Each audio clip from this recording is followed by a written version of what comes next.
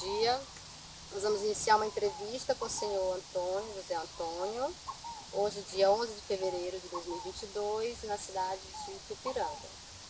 E a gente já informa, seu Antônio, que essa entrevista vai estar sendo gravada, né? Estaremos capturando áudio e imagens para futura divulgação, né? Disponibilização para consultas públicas. E vamos iniciar pedindo para o senhor falar um pouco da sua história, né? Do seu local de nascimento, falando um pouco da infância, se veio para cá já na infância ou depois, e contando um pouco dessa trajetória, né? Da migração, iniciando com o seu nome completo. Bom dia, agradecer por vocês terem vindo, né? Nos entrevistar aqui, é sempre uma satisfação. Eu vim do estado de Minas Gerais, né? Sou mineiro, nasci no município de Frei Inocêncio, em Minas Gerais. Meu nome é José Antônio Marinho, sou conhecido como Tonico, né? Se vocês perguntar pelo José Antônio, pouca gente conhece, mas falar o Tonico aqui no município de Itupiranga, todo mundo conhece.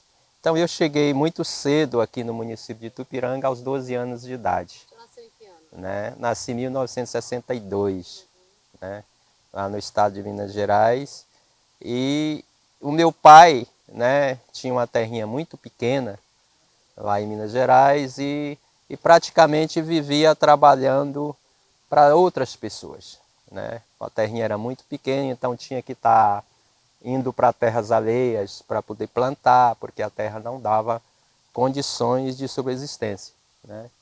E aí aquela propaganda da Transamazônica, né, que o governo federal dizia que era o grande desenvolvimento, que aqui estava a riqueza do Brasil, aqui que o povo ia conseguir se desenvolver com qualidade de vida, e encantou o meu pai, né?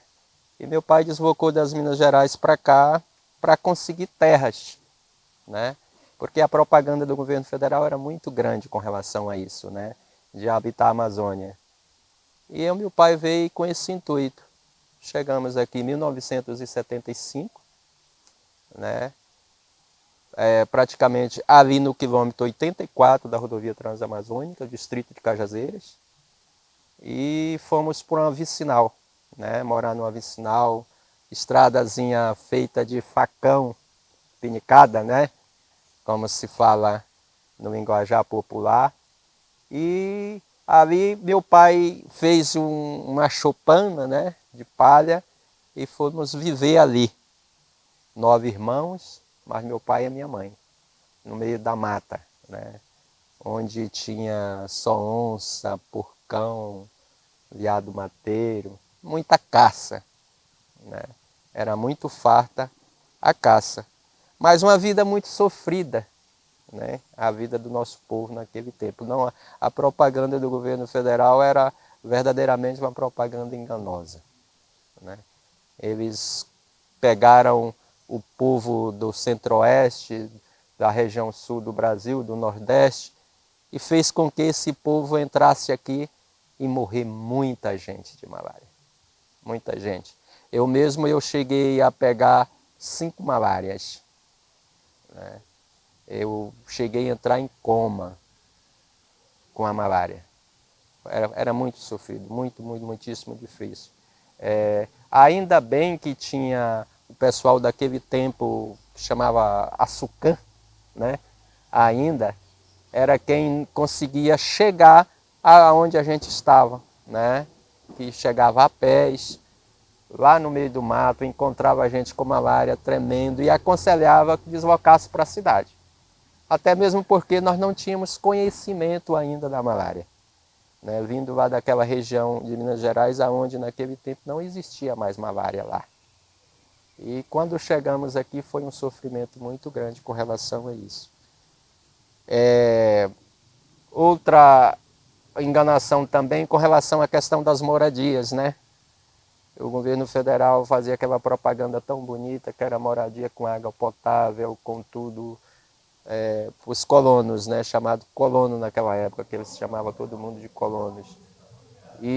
Mas na verdade não existia. Eles fizeram algumas casas ao longo da rodovia, né, transamazônica, para os colonos da beira da rodovia transamazônica, de madeira naquela época, coberta com as brasilite, quente que pegava fogo.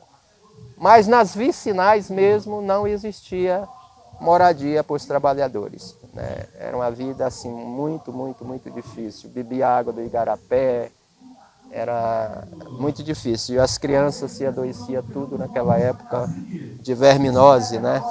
Aí logo em seguida, né, uma das grandes vitórias do povo dessa região, né, foi através da Igreja Católica, né? A Igreja Católica começou a entrar nas comunidades, fazendo as comunidades eclesiais de base, né, que fez com que ajudasse o povo dessa região a ter mais conhecimento dos seus direitos, né, de se organizar em sindicatos, né, o Sindicato dos Trabalhadores Rurais. Aqui em Tupiranga foi um grande marco, né? Eu me lembro muito bem, eu ainda muito jovem, isso em 1977, 78, a Igreja Católica era muito forte nessa região e fez com que os trabalhadores e trabalhadoras dessa região se organizassem melhor, né? Se organizasse até politicamente. Eu me lembro muito bem que naquela época os prefeitos eram os prefeitos impostos, né, pelo governo. O povo não tinha nem direito de votar, de escolher os seus governantes. E a Igreja Católica conseguiu organizar esse povo para que esse povo tomasse consciência política, né? Eu me lembro muito bem de uma batalha que existiu aqui em Tupiranga, para a eleição do primeiro prefeito pós regime militar naquela época, né, que foi o senhor José Milese, né? O senhor José Milese foi o primeiro prefeito eleito diretamente pelo povo naquela época aqui em Tupiranga, né? E eu me lembro muito bem que a gente fazia as reuniões, eram reuniões inclusive escondidas, não podia estar fazendo as reuniões abertas, né? Fazia as reuniões de fundo de quintal para conseguir mudar a realidade, né? E a partir de aí percebemos que as coisas começaram a mudar, né? Percebemos que as coisas começaram a mudar com a consciência do povo. Mas anteriormente, né, é muito interessante citar a questão da hidrelétrica de Tucuruí, né, para essa região. Nós tivemos uma grande perca, os trabalhadores da região Jacundá, Ipixuna e Tupiranga, né. Foi uma perca muito grande no repartimento, que foram muitas terras alagadas, né, que ficaram debaixo do lago, né, submerse. E o que acontece? A Eletronorte, com o governo federal, prometia para esse povo desenvolvimento, que ia ter outras terras com condições, com habitação, com energia, com água potável. E na verdade não foi isso que aconteceu, né? Tem muitos trabalhadores e trabalhadoras que até hoje não conseguiu mais adquirir um pedaço de terra, né? Deram aí uma indenização para os trabalhadores que, na verdade, tiraram eles lá dos seus habitats, né, lá da beira do rio Tocantins, e vieram colocaram na cidade, né, onde as pessoas eram acostumadas a viver da pesca, viver da colheita da castanha. E acabou tudo isso com a chegada da hidrelétrica de Tucuruí, né? Promessas de energia para todos. E na verdade, ainda hoje nós temos muitas comunidades ainda não têm energia elétrica. Aqui mesmo os Paracanãs, os indígenas Paracanãs, é um dos povos mais sofridos da nossa região, né? E a aldeia deles foi inundada praticamente um território muito grande. Território muito grande. Dos Paracanãs ficaram debaixo da água, né? E esses povos, ainda hoje, eles têm aldeias dentro do município de Itupiranga, aqui que não tem energia elétrica, né? Sendo que o próprio território deles foi alagado, né, pela hidrelétrica de Tucuruí, eles não têm direito nem à energia. Então foi o chamado desenvolvimento que o governo militar naquela época, né, dizia que estavam trazendo para melhorar a qualidade de vida do povo e que, na verdade, só trouxe mais sofrimentos e mudando a cultura do povo dessa região. Então é basicamente isso, o início aqui da Transamazônica, né? De muito sofrimento, de muita violência, né? É importante citar que no período da década de 80, essa nossa região estava recebendo muita gente vindo de fora, né? Os fazendeiros da região sul do Brasil, centro-oeste, estavam em busca de terras grandes para a criação de gados, né? Essa região foi a região que foi muita criação de gado que começou nesse período da década de 80 com a chegada do pessoal do sul e do centro-oeste do Brasil. E aí começou os conflitos agrários nessa região, né? Aonde o Sindicato dos Trabalhadores Rurais foi um grande marco nessa questão, que tentar organizar os trabalhadores e trabalhadoras para que não tivesse tanta perda, né? Aconteceu de morrer várias lideranças, né, nessa nossa região com relação a isso. A chegada de fazendeiros, grandes fazendeiros vindo do sul do país e do centro-oeste do Brasil. Então, foi um período difícil. Nós também tivemos aqui o Círculo da Madeira, né? Ali do início da década de 80, os anos 90, né? Praticamente a sustentabilidade dessa região passou a ser o Círculo da Madeira. A chegada de muitos madeireiros, madeireiras, que fez com que, inclusive as nossas castanhas, que aqui nós tínhamos um povo de castanha muito grande aqui nessa região, né? Quando dava no período de inverno, ali do mês de outubro até o mês de março, abril, por aí, era uma safra muito grande de castanha, né? Então tinha muita castanha. O cupuaçu, né? Era uma produção de cupu também muito grande, de cupuaçu. E hoje praticamente nós não estamos vendo mais a castanha na nossa região. Às vezes o que está acontecendo é quando quer comer uma castanha tem que ir comprar fora, né? Por incrível que pareça, trocaram até o nome da nossa castanha, né?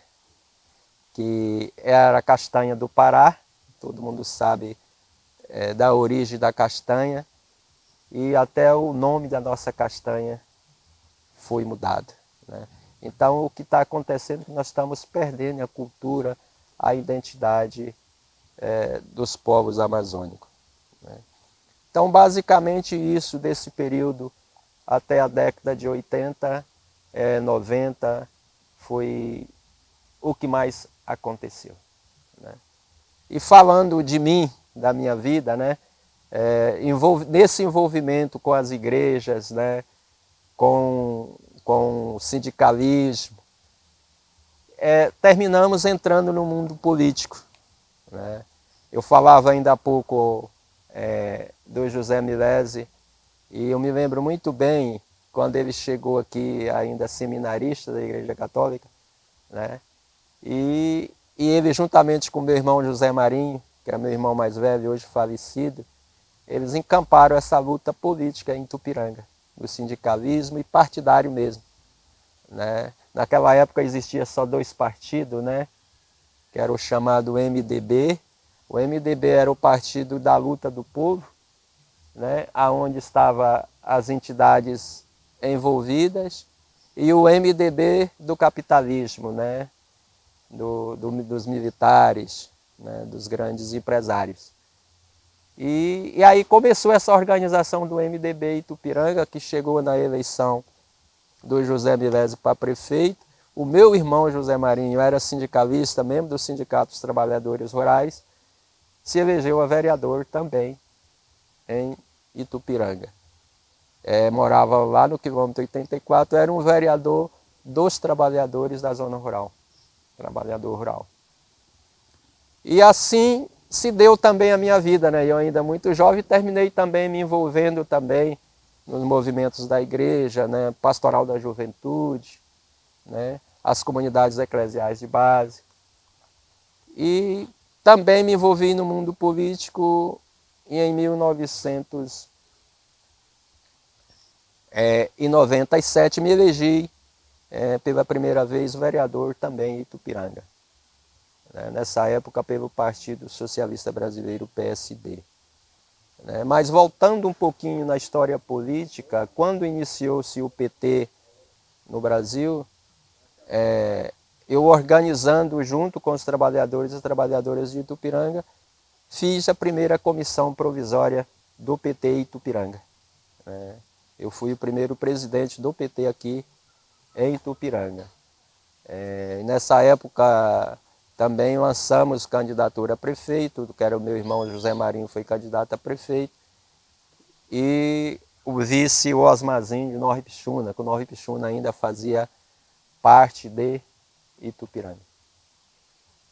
E daí para cá, em 1997, me elegi vereador, já estavam no PSB, filiado ao PSB, me elegi vereador. Passei 4 anos como vereador em Itupiranga, e hoje estou de novo vereador. 20 anos depois, resolvi de novo entrar na política, incentivado pelos trabalhadores, pelas comunidades que precisavam de vereador que falava a língua do povo, que falasse a língua do povo. Então me retornei à vida política, E hoje estou vereador em Itupiranga por mais um mandato, Seu Tonico, essas ações que vocês faziam junto com a igreja, junto com os movimentos sociais, esse tipo de trabalho, naquela época gerou algum tipo de inconformidade com outros políticos na época, com madeireiros, enfim, como é que vocês perceberam a questão de segurança pessoal mesmo, enfim, quanto à vida de vocês, das famílias, naquele contexto? Olha, é muito interessante a tua pergunta, Eu me lembro que aqui tinha um prefeito, na época chamado João Brasil, e o meu irmão José Marinho, ele era aquele cara muito autêntico, E que ele partia para cima mesmo, não tinha medo de nada. Eu me lembro de uma época que o prefeito, ele mandou um recado para o meu irmão, que ele tinha comprado 5 quilos de corda, não sei se vocês conhecem aquela corda piaçava, Ele era acostumado a bater nos trabalhadores, nas pessoas. O próprio prefeito fazia isso, colocava um revólver na cintura e dava tiro no meio da rua, E eu me lembro que ele mandou um recado para ele: se você continuar com essas organizações por aí, eu vou pegar, ainda mostrou a corda, eu vou lhe dar uma pisa muito grande de corda piaçava, e depois você sabe o que vai acontecer com vocês. Então eram muitas ameaças, Com a chegada dos madeireiros mesmo, eu me lembro que eu comecei a organizar o Sindicato dos Trabalhadores nas Indústrias Madeireiras aqui em Itupiranga, e eu recebi um dia a visita de 2 madeireiros que apontou o dedo assim no meu rosto: ou você fala, pare com isso, ou você vai entrar de costa no chão. Né? Então eram muitas ameaças, né? Eram muitas ameaças. Eu me lembro que os trabalhadores trabalhavam sem nenhuma proteção nas serrarias, né? Trabalhadores que perdiam perna, que perdiam braço, trabalhadores que perderam a vida, né? Então foi muitos conflitos, né? Foi uma época muito difícil, que a lei era a lei do mais forte, né? É a lei do poder de quem tinha dinheiro e de quem andava armado, que tinha um 38 na cintura. Essa é a realidade, né? Então era muito difícil, mas mesmo assim, com as ameaças, com agressões, com perdas de vidas, se percebe que conseguiu avançar, né? Se percebe que conseguiu avançar. É com muita tristeza que eu vejo hoje as coisas ainda retroagindo, né? Retroagindo. Eu percebo que voltou-se ao longo desses 3 anos de governo federal, do governo, praticamente um governo militar que está de volta no nosso país, se percebe retroagir. Nós estamos voltando o passado, né? Ainda das ameaças, né? de trabalhadores e trabalhadoras perdendo vidas, né? Ambientalista sendo ameaçado, perdendo vidas.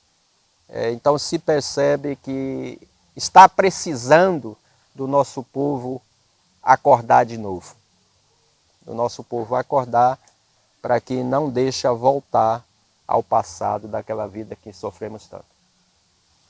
No que diz respeito às suas vivências aqui na região, como é que é a relação com os vizinhos, por exemplo, com os outros colonos? Porque a gente sabe que a região ela é construída, ou foi construída, a partir de muitos povos que vinham de outros lugares, de outros estados. Então há um trânsito cultural também muito forte.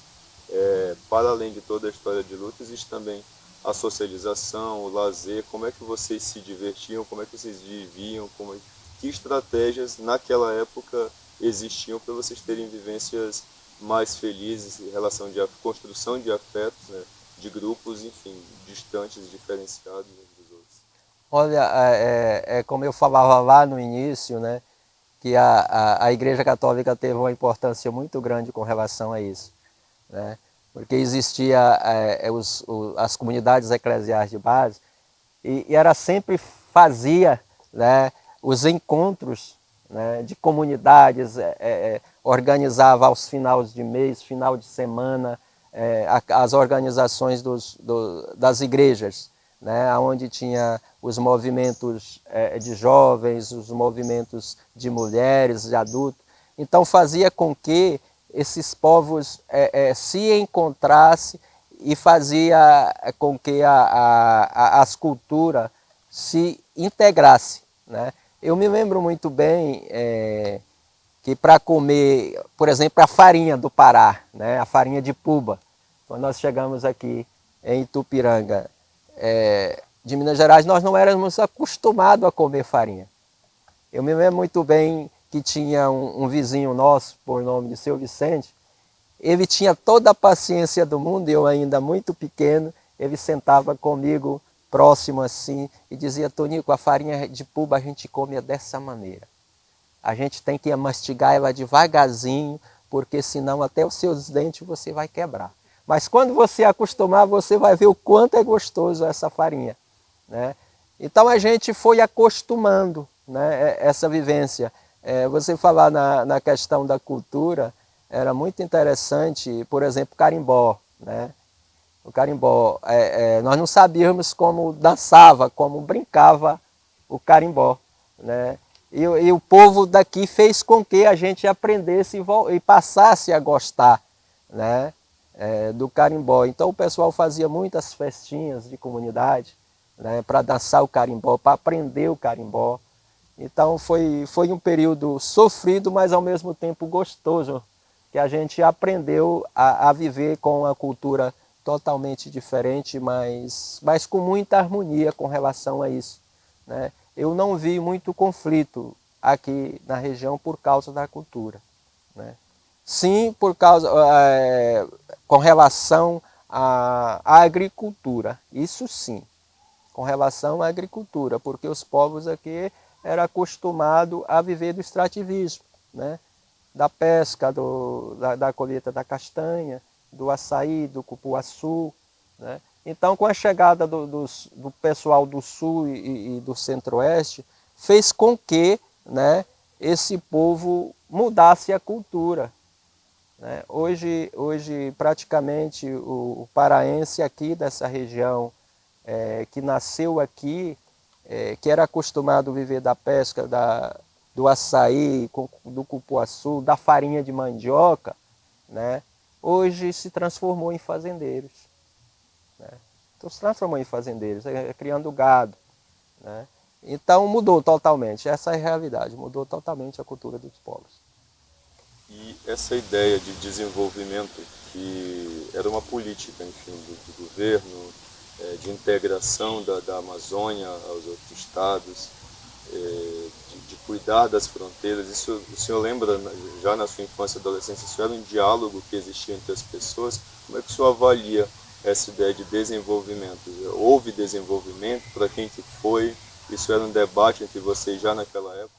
Nos anos Sim, 70, 80? eu me lembro muito bem, com a chegada no tempo da hidrelétrica, né, existia muito esse debate, né?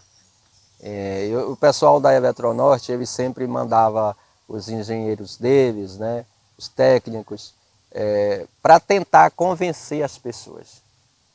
O que eles faziam? Eles pegavam meia dúzia de liderança, né, e fazia a cabeça dessas lideranças para convencer os povos que era um desenvolvimento que estava chegando, que era para todos, né? Mas que na verdade não foi isso que aconteceu. Igual eu falava no início da minha fala, dos Paracanãs, que praticamente a maior parte da área da hidrelétrica está dentro do território dos Paracanãs, e hoje ainda não tem energia elétrica, né? Hoje ainda não tem energia elétrica.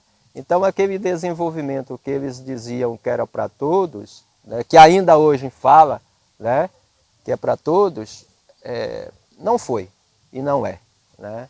Eles pregavam isso, mas não é.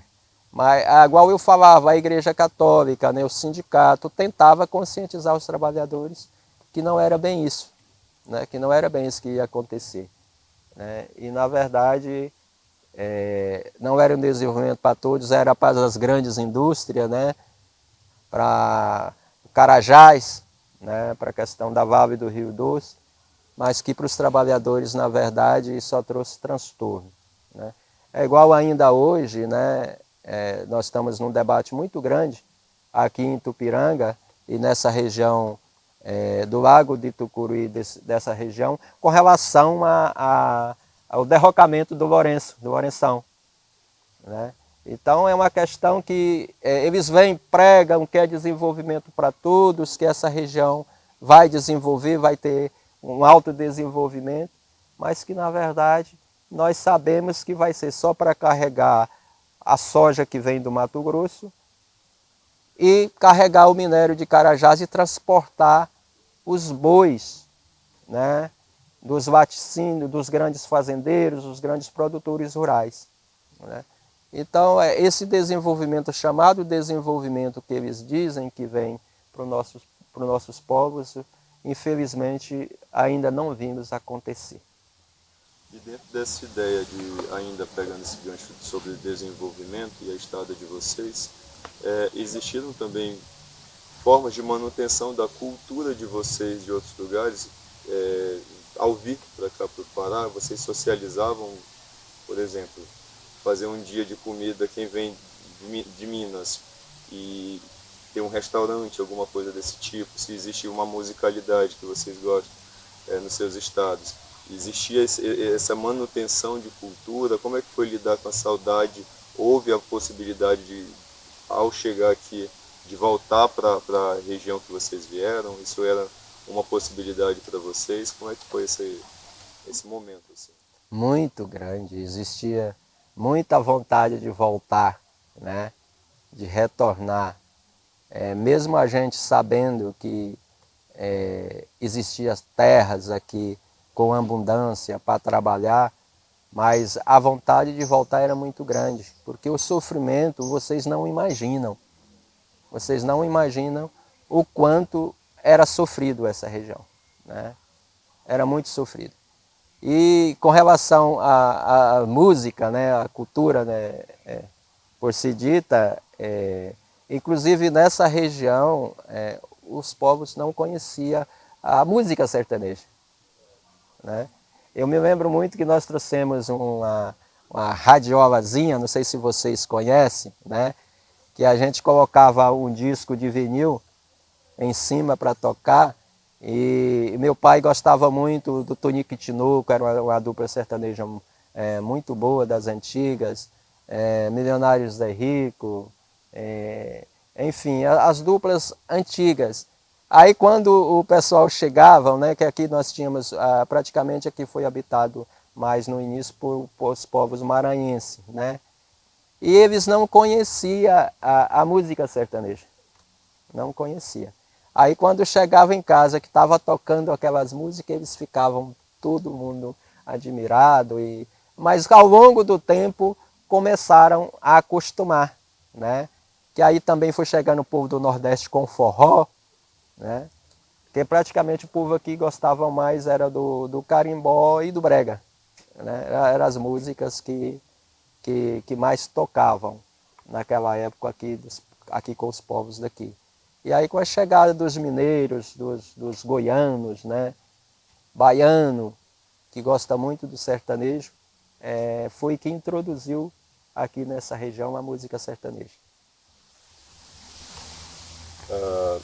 Seu Tonico, então hoje, especificamente, como é que o senhor avalia e o que significa essa construção da sua vivência, para a sua vida, enfim, da Transamazônica e da BR-163, enfim, como é que isso atinge a sua vida, como é que isso atravessa a sua história? Qual a avaliação o senhor faz dessa? Olha, esperamos praticamente 40 anos, né, pela pavimentação da Transamazônica. O governo federal naquela época, todo ano se prometia a pavimentação, né? Ainda hoje tem vários trechos, né, da rodovia Transamazônica ainda sem pavimentação. Foi muito sofrimento com relação a isso. Às vezes, dali do quilômetro 84, a gente, para vir para Itupiranga, no período do inverno, às vezes tinha que vir a pé para chegar aqui, né? Agora é interessante você falar da minha vivência, né? Aqui eu construí a minha família, né? Hoje eu sou casado, né? Sou pai de 3 filhos, né? A minha esposa é a Maria de Leusa, né? Que ainda hoje ela está secretária de assistência social no município de Itupiranga, né? Tenho 3 filhos, o Alan, o Lucas e o Vitor, né? Todos 3 estudantes, né? E essa convivência familiar com família, eu me entrei numa família aqui da região, né? Aqui do Bico do Papagaio, a minha esposa, do estado de Tocantins. Então, com isso, fez com que eu também aprendesse mais a cultura do povo da região. Porque, igual eu brinco com ela, às vezes ela fala que é goiana, né? Porque o Bico do Papagaio, essa região naquela época, era estado de Goiás. Quando ela nasceu ainda era Goiás.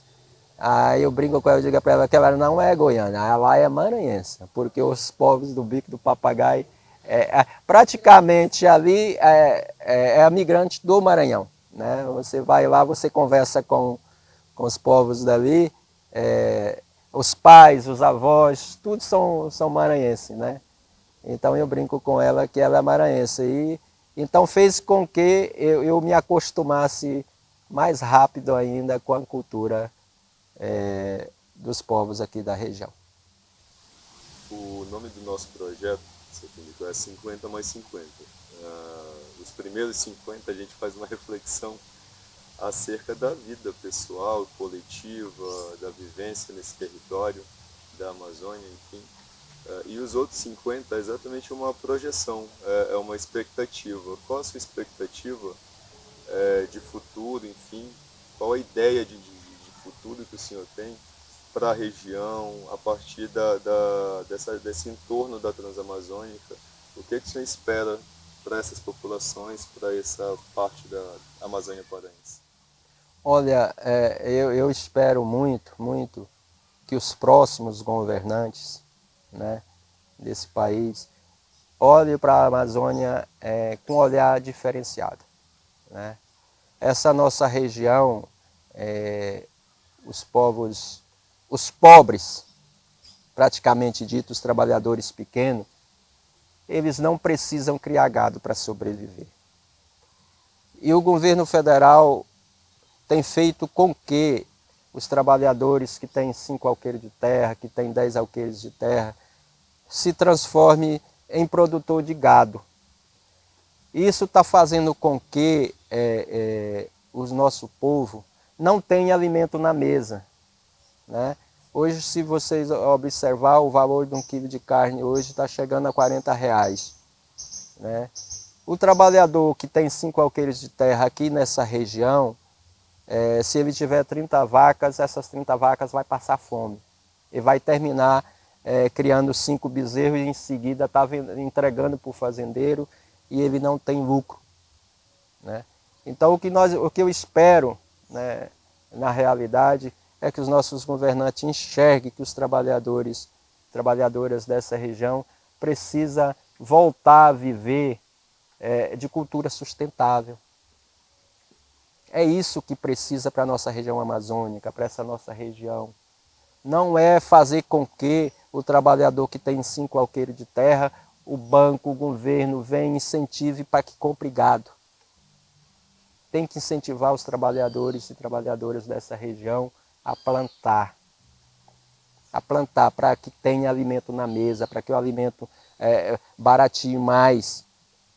Porque hoje, quem vive de um salário mínimo está passando fome. Está passando fome porque não consegue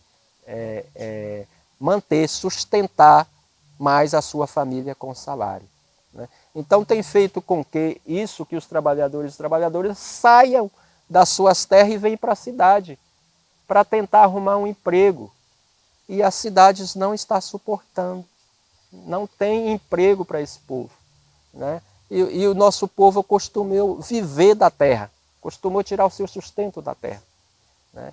Então é preciso que os nossos governantes enxerguem, vejam com bons olhos e que os trabalhadores e trabalhadoras voltem a se organizar mais em cooperativa, em sindicato, voltar de novo ao tempo que os trabalhadores e trabalhadoras tomavam pé da situação e não deixavam com que os governantes enrolassem e levassem tudo para debaixo do tapete. Perfeito. Bom, a gente faz um agradecimento então ao seu Tonico pela entrevista. O projeto 50 mais 50 agradece a sua participação.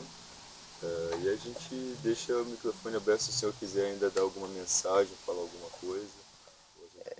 Eu só gostaria de agradecer imensamente a vocês, né, por esse projeto, né? Esse é um projeto de resgate da história, né, da nossa região que estava ficando esquecida, né? Estava caindo no esquecimento. E eu acredito muito, né, que isso vai fazer com que os nossos povos acordem. Eu falava para o Avelino Ganser, que ele me visitou aqui na minha residência antes de ontem, e eu falava para ele é preciso que o nosso povo resgate a sua memória, resgate a sua história, né? Então, é só agradecer mesmo a vocês pela iniciativa e dizer a vocês que nós estamos aqui à disposição de vocês para o que for necessário para que esse projeto caminhe. Estamos à disposição. Muito obrigado por tudo.